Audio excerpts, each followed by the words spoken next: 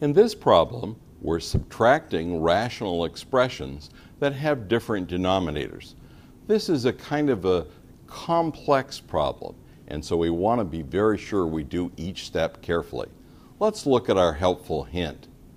First, factor the trinomial in the denominator so that you can determine the LCD of these two fractions.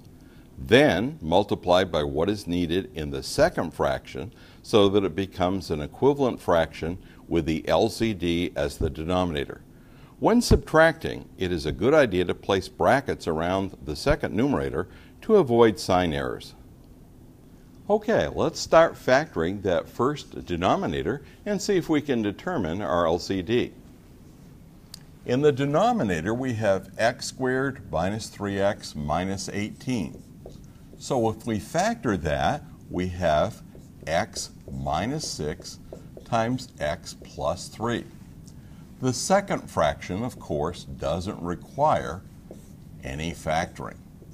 We can see right away that x minus 6 times x plus 3 is the LCD,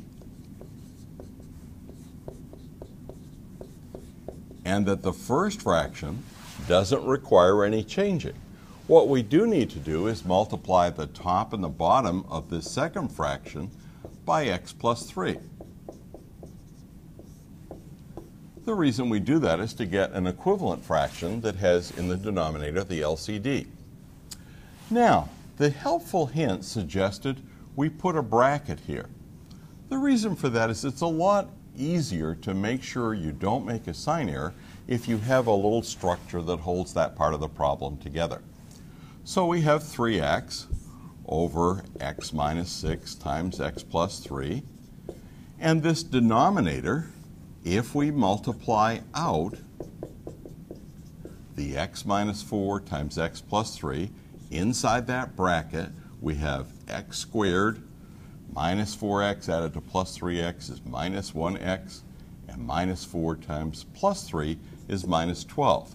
So what we're going to do is take the first fraction, 3x, and subtract this quantity, x squared minus x minus 12. And the common denominator for everything is x minus 6 times x plus 3. Now you see it's pretty easy to make a sign error, so let's go extra careful here. We have a minus sign in front of the bracket. When we remove the bracket, x squared becomes minus x squared. The minus x becomes plus x, and the minus 12 becomes plus 12. So we have in our numerator an expression that can be simplified a little bit, minus x squared. The 3x added to the x is 4x, and then we have plus 12. The denominator is x minus 6 times x plus 3. Now, we would like for the problem to be done, but did you notice, you probably did, that that answer can be simplified? But it's going to take a few steps, and I'm going to have to erase part of my board so that we have a little room to write the problem.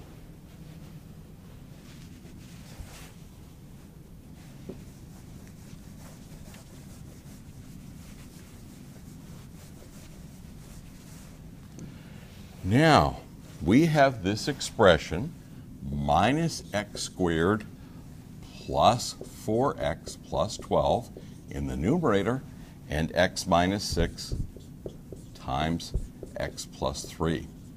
You can factor that trinomial, but a lot of students find that it's really hard if the first term is negative. So let's just factor out a minus 1 and make it x squared minus 4x minus 12. Now it's a lot easier to factor. We see we can factor it into x minus 6 times x plus 2. The denominator is x minus 6 times x plus 3. What we observe is the parentheses x minus 6 divides out, and we have an expression x plus 2 over x plus 3, and somewhere there's a minus sign. Most students find it's a little clearer instead of saying minus 1 to the numerator, to just say minus that fraction. So we'll write the answer in this form, minus the fraction x plus 2 over x plus 3.